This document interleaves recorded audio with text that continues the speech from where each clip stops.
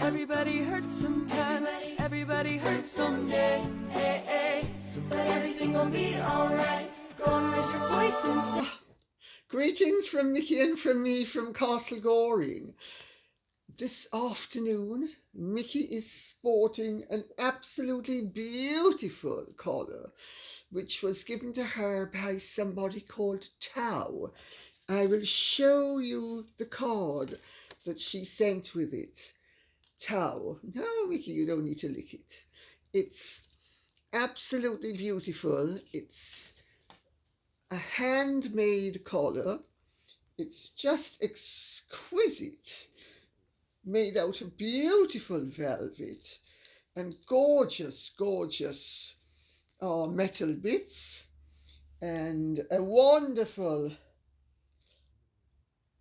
little charm. Absolutely marvellous. So thank you very much, Tao. Mickey and I both say thank you, don't we, Mickey? We're very pleased with it, aren't we? Yes, we are, baby. Yes, we are. And while we are on the subject of dogs, before plunging into the really juicy stuff, I would like to draw to your attention 3 books that have been written by Grant Hayter Menzies. One of them is Woo, The Monkey Who Inspired Emily Carr. It's a biography.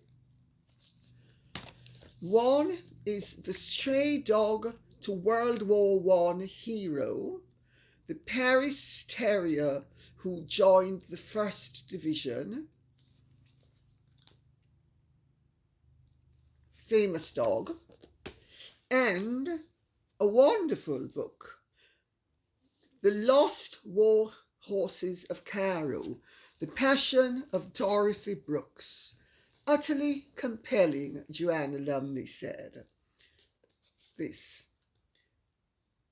I would recommend that any dog lover who likes to read about, well, not only dog lovers, horse lovers, animal lovers, who like to read about animals and how uplifting they are, read these books because they are truly moving.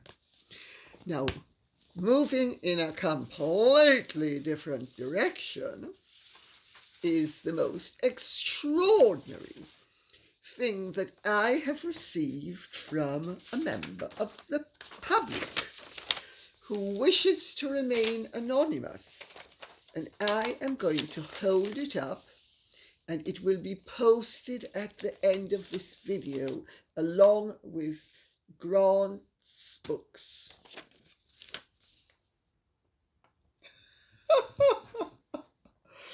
I don't know if you can read this, but a member of the public has sent me the Marin County Superior Court Public Index. Case number CR 1195-45A.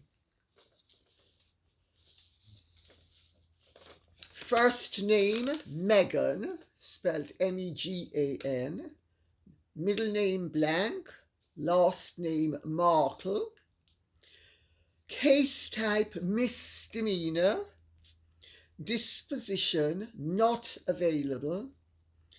Date filed 6/6/2001. Date disposed 12/31/2001. I know the internet has been rife with rumours that various records have been expunged, that matters have been erased, all of which could be true or all of which could be untrue. And I emphasize that point for legal reasons. I also emphasize the point that although this definitely shows that a girl called Megan Markle was tried in Marin County Superior Court in 2001 for a misdemeanour. The Christian name is spelled Megan, not Meghan.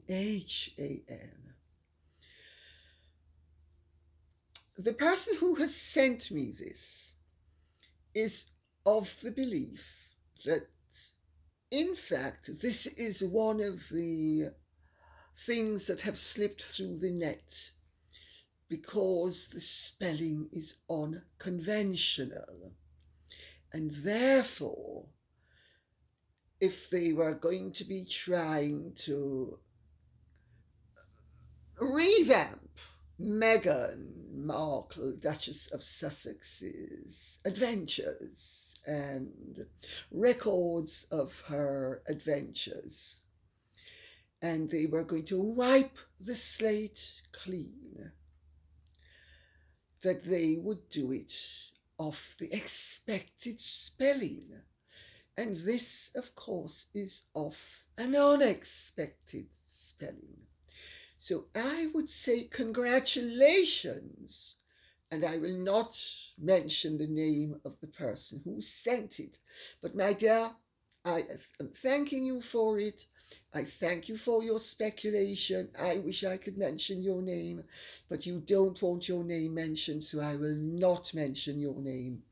But thank you so much for sending it. And yes, your speculation, whether it is actually factual or not, certainly follows a valid rationale, which is that the reason why, if they were going to be cleaning up any messes, that this little mess sort of slipped through the net, was because there was a misspelling of the name in the first place. But of course, there equally could be another Meghan Markle who spells her name differently.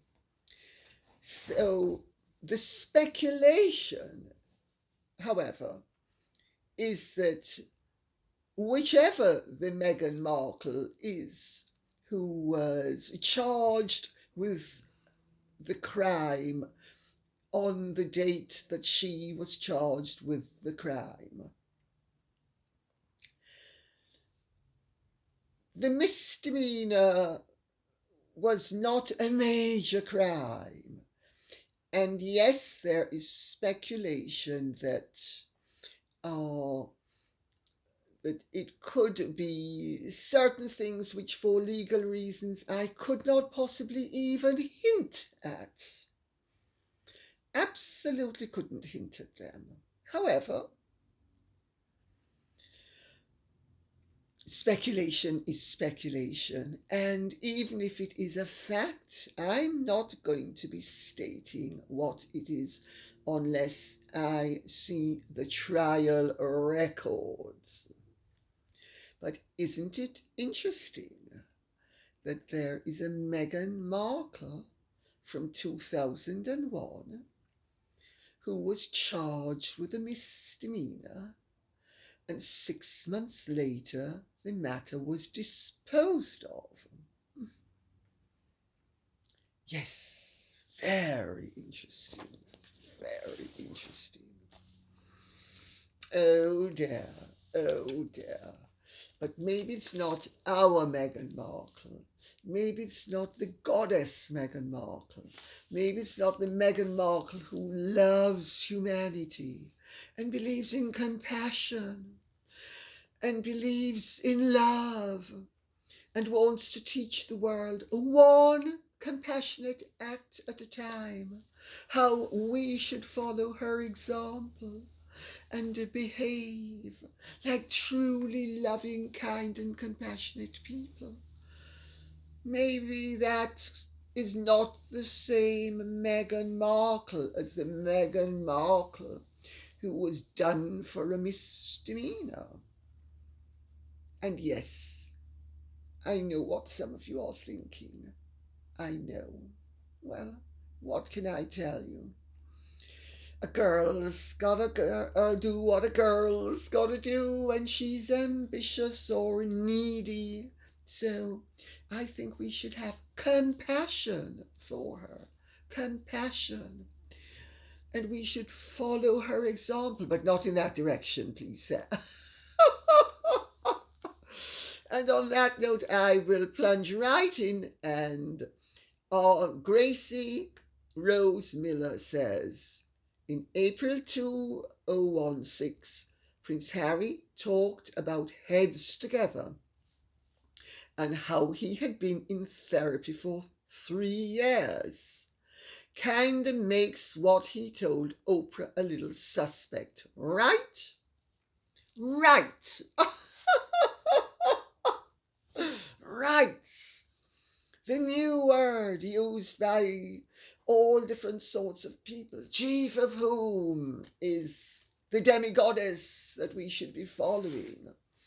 You know, the one that Harry's the high priest of the cult of Meg, beg Meg for anything and everything because she knows it all. I'm being very naughty. I'm being very naughty and should not be naughty. So I'm going to start to take this a little bit more seriously. Well, we all know that Harry was never very bright.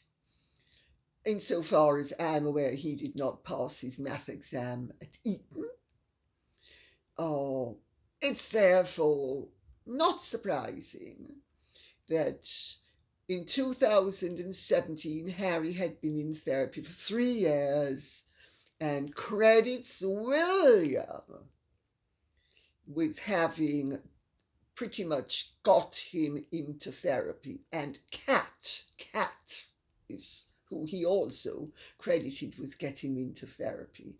I think we can safely assume that Kat is Catherine and that William is the former Prince William of Wales, now the Duke of Cambridge. I think we can safely assume that because, I mean, Harry may not be very good at math, but I think facts don't change. I know he has trouble with his firsts, you know. Baby Archie's first word is crocodile. Baby Archie's first word is onomatopoeia. Baby Archie's first word is Grandma Diana. I know we have all these difficulties because Baby Archie has several first words, and Harry seems to have had several first encounters with therapy. According to what he said recently on that, I think we could almost call it a 30-piece series of silver, very silvery, very silvery. 30 pieces, I think. 30 pieces of confidence, 30 pieces of recalibrated remembrances, 30 pieces of dross dressed up as something meaningful.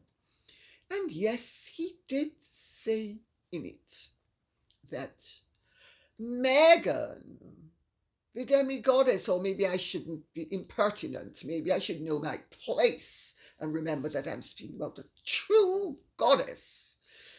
The goddess Meghan is the one who got him into therapy 4 years ago. That is shortly after they met. So maybe the first 3 years of therapy didn't count because Meghan had nothing to do with it. I think that's most likely the rationale. Or maybe he's not going to make any money out of William and Catherine having encouraged him to get therapy. He can't say anything nice about them because he's trashed them and they are now the enemy. So all credit has to go to the Delphic oracle, Meghan. Meghan Markle, Megan with an H, not the same spelling as the Marin County Superior Court spelling of Meghan, who was charged with a misdemeanour. Number 2, Eli or Eli, I don't know which he would use. So basically they want to be in the media non-stop, but only with content they determine favourable. Let me see. Who does that remind me of? Definitely not a democratic ruler of the 21st century. No, Eli or Eli. But Eli is usually a Jewish name. So it does remind all of us who have Jewish blood of certain dictators who actually went to great lengths to eradicate our people. Yes, it does. It does. It does. Nazi press. That's what they want. A Nazi press. They want Sunshine Sachs and their other propagandists to be the evocations and the reincarnations of Joseph Goebbels, Minister of Propaganda to Die Führer, mein Führer. That's what they want. And they want to have a very tame, very agreeable media that will oblige them on the 3 and 4 times a week that they insist upon getting publicity, and that the media will faithfully report what they are instructed to report, in much the same way that the German press in the Nazi era reported what Hitler and Goebbels wanted them to report. Anything else? You were axed, or I think the word nowadays is cancelled. Yes, I dare say I'm just waiting till the cancellation follows, shall we say, the sort of a few more C's, like concentration camp. Maybe in a few years it will be a very serious offence, in much the same way that in Nazi Germany criticising the government was a serious offence, and even teenagers were put to death. Maybe in a few years, if all these wonderful freedom fighters who absolutely want the liberty to silence anybody with whom they disagree, maybe if they have their way, we will all be behind barbed wire. What a thrill that's going to be. What a wonderful, brave new world with brave new dictators. Oh, sorry. I didn't mean dictators.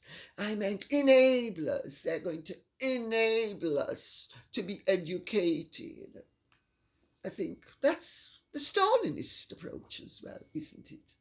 And the Chinese approach. I mean, for instance, when they got the last emperor of China into their clutches, they didn't execute him. No, they reprogrammed him and taught him the error of his ways, much the same way that Harry has been taught the error of his ways, so that all the terrible things that he endured in the past and didn't realize were terrible and actually thought they were really rather good and nice, he's now been educated are terrible.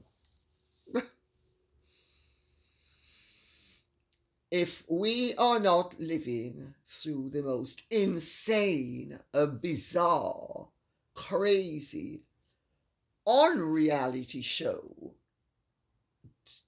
that has actually qualified as a reality show in the whole of the history of the media, I don't know what else we're living in. Because Harry, of course, is at great pains to point out that his life used to be like the Truman Show. What he doesn't seem to realise, because he's been reprogrammed positively, is that his life now is the Harry and Meghan show, and it puts the Truman Show to shame. Heather Dunleavy. A thing that I find strange is that Oprah, Clooney, etc. are people that have gone on record as saying they didn't know Meghan and Harry before being invited to the wedding.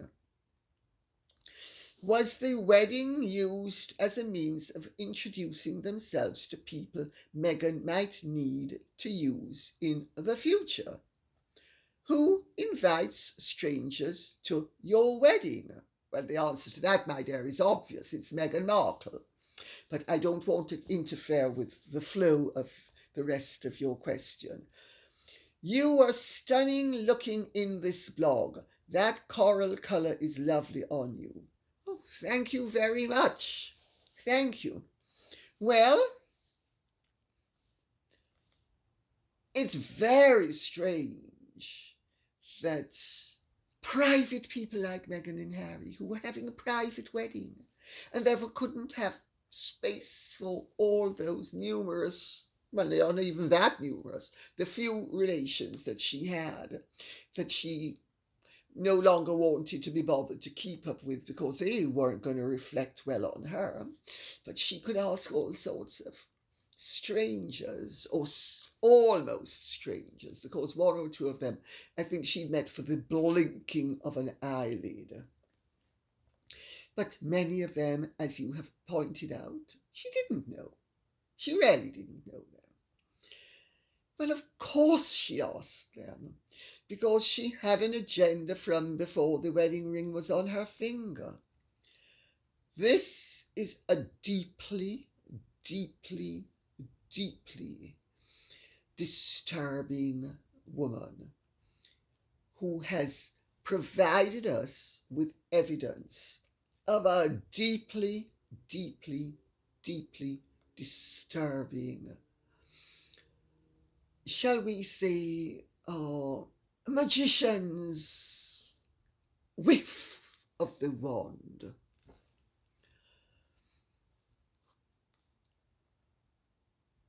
Yes, she led the royal family, however, to believe that, and she led Harry to believe, that she was eager to join the royal family and fit into the fold and work within the fold. Why then did she have to ask all sorts of media people she didn't know, but wanted to know, and is now in commercial bed with?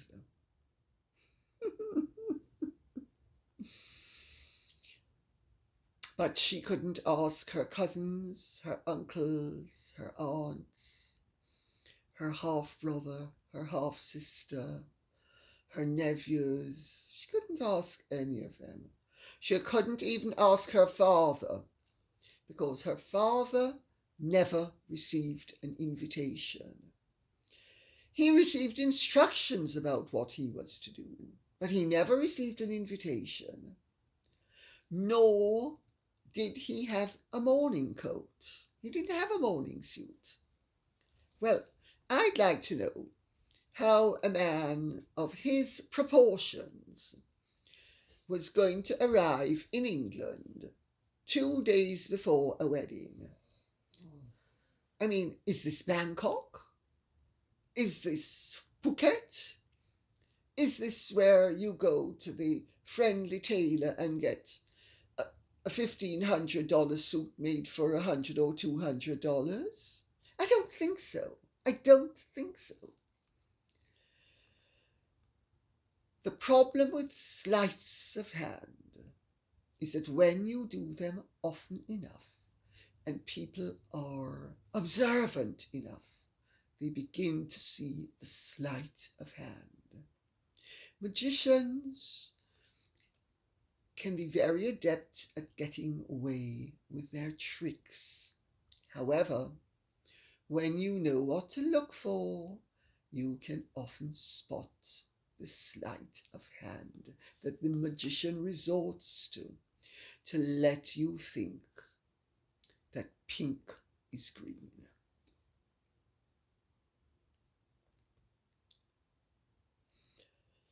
Kayleen Kennard says, Lady C, do you think Harry and Meghan announced they wanted no title for Archie when he was born because they'd been petitioning behind the scenes during the pregnancy for him to be a prince, and perhaps they were told no? Perhaps the other titles Archie could have had weren't good enough for them. Perhaps they had a prince or nothing attitude all along. There isn't a big enough eye roll for this very sorry ongoing saga! Exclamation point. It's horrendous and sad in equal measure. Love your insights. Well, my dear Miss or Mrs. Kennard, I have absolutely no doubt that Harry and Meghan's statement was a falsehood, because they asserted that they did not want a title for Archie because they wanted him to have a normal life. Yet, on television, they stated, she really, that Harry was deprived of the title of prince. Sorry, not Harry. Archie was deprived of the title of prince. Blah, blah, blah. Yes.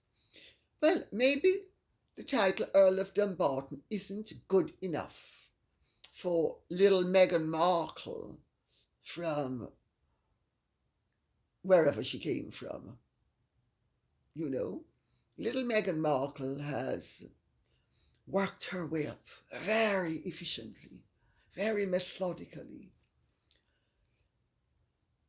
very well. Little Meghan Markle may be slight of form and actually of content, but she's not slight of ambition, and she's not slight of ego. She has the most monumental ego. And maybe she thought a ducal title was not good enough for her son. Or maybe there are other reasons. I mean, you know, earlier on at the beginning of this program, we were speaking about the fact that there is evidence at the Marin County Superior Court that a Megan Markle was charged with a misdemeanour, so charged with a crime, a proper crime. But there is some doubt as to whether that is Meghan, Duchess of Sussex, because of the spelling of the name. Well, let's cast our minds back a little to the song and dance and the mucking around and the playing around that has been done with Archie's birth certificate. Because Harry reported, And now we need to remember that consistency is a very important attribute. Harry reported that a woman by the name of Rachel Meghan, Her Royal Highness the Duchess of Sussex, née Markle, gave birth to Archie. Meghan says the palace forced her. The palace says Meghan did it herself. So there's some doubt as to who is speaking the truth. Or, as the Queen would put it, recollections vary. But one thing is for sure, when recollections vary and two completely different versions of a fact are divergent, you can bank on it at least one of them is a lie. And in the interest of consistency, we need to remember that if the supposition which has been advanced is that the reason why the names Rachel and Meghan were removed from that child's birth certificate was because a woman identified at the hospital as Her Royal Highness the Duchess of Sussex gave birth to Archie. But the suggestion of the removal of her names is that that woman wasn't Rachel Meghan. It was someone who was not bearing the Christian names Rachel Meghan. Otherwise, there would be no need to remove Meghan's specific identifying characteristics. That is her two Christian names. So if we bear all of this in mind, it becomes apparent that there are anomalies which I know what I think. But I'm not going to share that with anybody. But I know what I think in terms of the Marin County Superior Court record of the charge of a criminal misdemeanour. And I know what I think about the removal of the Christian names Rachel Meghan from Archie's birth certificate. But I'm afraid I'm going to keep stum. I am. Especially as how the further implication of Harry and Meghan announcing that Archie would be known as Master Archie Harrison Mountbatten Windsor. What a name. I mean, the poor child. I mean, Archie Bunker. Or Archie the Dote from the comics when we were growing up. I mean, honestly, you couldn't make any of this up. However, the implication, again, of the child having no title is that they may have opted to have a preemptive strike because there are so many anomalies. There are so many confusions.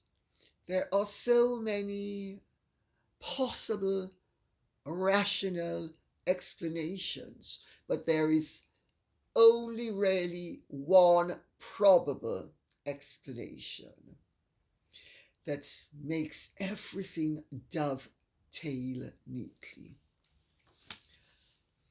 So maybe it's nothing to do with vanity. Maybe it's nothing to do with ego. Maybe Meghan isn't so puffed up, in fact, so up her own bum, that she actually thinks that her son is too superior to be carrying a ducal title, Earl of Dumbarton. Maybe that's not the reason at all. Maybe we shouldn't actually speculate until we have the incontrovertible proof that maybe Meghan's a little bit less egotistical than this sort of behavior suggests that she is. Jake Hanley says, Lady C, firstly, thank you for all the time you dedicate to sharing your insight. Never miss an update from you. Thank you very much. Don't you think it's crazy how the BBC hasn't ordered an immediate investigation into all historic interviews conducted by their journalists and the authenticity of their permissions gained? Well, Mr. Hanley, I think it would be a very tall order to go and actually investigate each and every interview, because the BBC will have had hundreds of thousands of interviews over the decades. They've been going for a pretty long time. In my opinion, they have been partial, politically activistic, in breach of the code under which they should be functioning. Certainly since the 1970s, when they went to great lengths to try to bring down the Ethiopian and Iranian empires, and succeeded. And succeeded.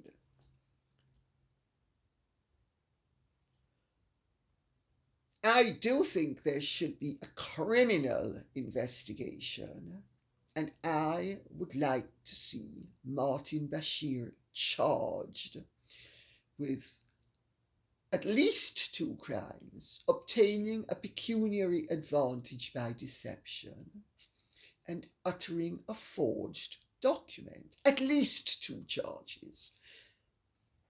I mean, if the Crown Prosecution Service, which is notoriously left-wing incidentally, and will bend over backwards to let off anybody that it considers sympathetic of its cause, which is the recalibration of society in a very leftist way. But anybody who's centrist, anybody who's right of centre, anybody who's right-wing, they will be pilloried even when they are known to be innocent. But I certainly think there should be a national investigation into the conduct of the BBC generally. I think it should be by a judge like Lord Dyson. And I think recommendations should be made and forcibly implemented. Now, the BBC has a new Director General who is slightly better than the others were. However, power corrupts, absolute power corrupts absolutely. And there is no doubt that when a top dog is brought into a flea-infested kennel, that it is gonna catch fleas as well. So I have no great deal of hope for internal rectification. I think we need external rectification. And I think until we get it, the BBC is not fit for purpose, and it is only a matter of time before those rather corrupt and arrogant people in the BBC think, well, we've lain low not long enough. It's time for us to have another go. Let's man and woman the barricades again, because we want this great left-wing world where everybody is woke and everybody is. And I gather in America, by the way, that woke doesn't have the pejorative overtones that it does in England. My little sister told me that woke is not as terrible a thing in America as it is here. Well, here it's pretty dreadful. So when I use woke, I use it in the British meaning of the word, not the American, because you need to remember Britain is far left of centre compared to America. You need to remember that. So, well, we are objecting to being shoved down into the gutter. You are still on the main road. You haven't even reached the gutter yet. Katza says, it really is an utter joke that Harry complains about not being able to take his son for a bike ride without being photographed in the UK, when the royal family own over 263,000 acres across Britain. Well, that's only one part of the joke, my dear. Because William and Catherine take their children on bike rides. Diana used to take her boys out. Unless Diana herself is the one who organised the paparazzi. They weren't there. Harry would be able to take that child out anywhere in England, and the likelihood is the child would have, as would he, more protection against being snapped by paparazzi or public, incidentally, than that child will have in Montecito and in LA. But we need to remember Harry and Meghan have not gone to all the trouble of changing country to have a private life. They have not gone to all that trouble to hide their light under a bushel. They have gone to all that trouble to free themselves of the constraints of the British royal family and the British state, which was interfering with their ability to march themselves the way they do now. There is no way, had they stayed in Britain, that they would have been allowed to hog the limelight the way they do freelance in America with Sunshine Sachs and their other PR people. They have not gone to America for a private life. They have gone to America for a paid public life that is presented as a humanitarian act, and they're going to do the world a favour. Those two ignoramuses who know practically nothing about anything except hawking their wares in the most vulgar, obscene and distasteful fashion. They are going to teach everybody everything. They have set themselves up as Petronius arbiter and Petronia arbiter. That's what they have done. It's all lies if you haven't twigged yet.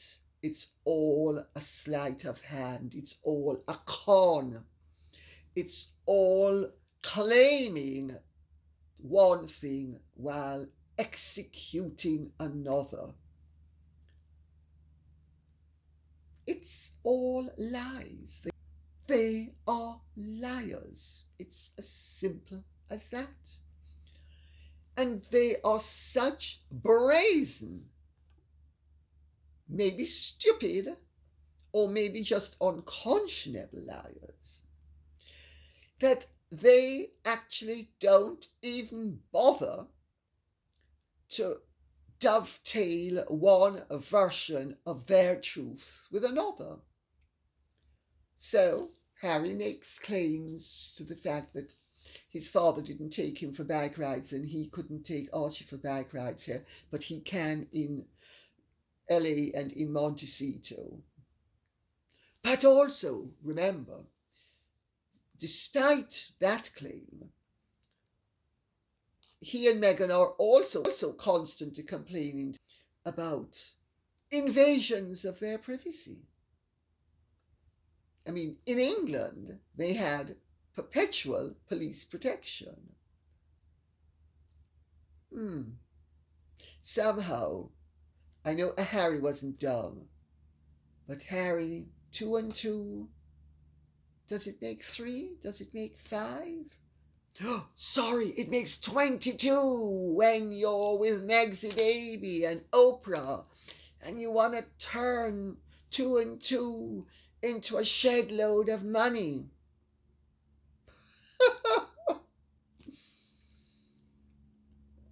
I have to say, this is really comedy in motion. This is really the most entertaining, if bizarrely entertaining, act in town at the moment. It is, without being physically grotesque, it is a version of the grotesqueries that Barnum and Bailey used to exhibit to the public. And on that note, I will say thank you very much for listening. I hope you have enjoyed this. If you have, please like, share, subscribe, and press the notification bell. Thank you very much and goodbye.